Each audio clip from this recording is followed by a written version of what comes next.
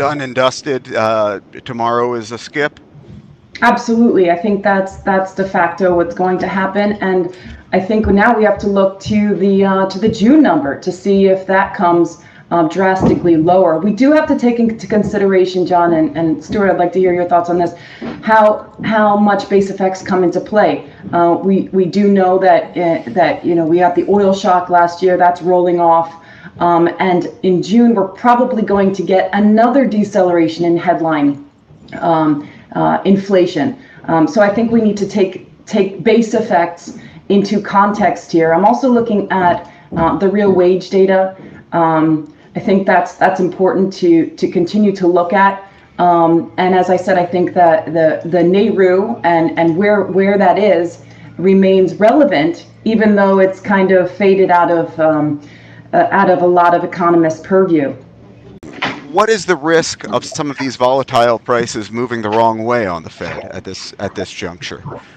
What do you think, Kathryn? I mean, oil is extremely volatile, and I think that you make a very good point with regard to inflation expectations, because off the peak, I was just looking at the numbers yesterday, and off the peak, the price at the pump on average is down 30% off of the peak. So that's fantastic for the average person who, this is the biggest flat tax there is. So that's beneficial to the consumer. In every cohort on the economic scale. So I think that's definitely having an impact on inflation expectations and on consumer sentiment. We even saw small business sentiment come out today slightly higher. So I think falling energy prices are positive, especially from the perspective of consumer confidence. And as I said earlier, John, I think it's as we have this fading effect of Russia's invasion of Ukraine roll off, it's just going to continue this downward trend. And in fact, we see the markets are probably going to open positive here because of this data, because de facto inflation is moving in the right direction. Oil prices are moving in the right direction.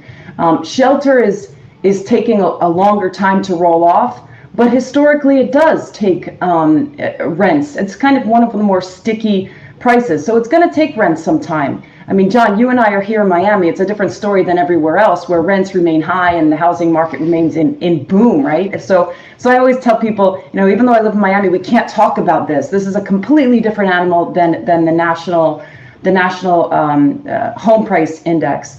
But shelter costs still remain the biggest component of CPI, and about a third of the overall index. So I think that's where we need to put a lot of our focus. And I'll just add one more thing, which is the labor market remains, and I always go back to the labor market because I think it remains relevant, John. The labor market remains exceedingly strong. And when we're talking about people that have jobs and are making more money, maybe it's not the equivalent to the increase in inflation, but it's getting there, then you can certainly continue to finance those housing costs.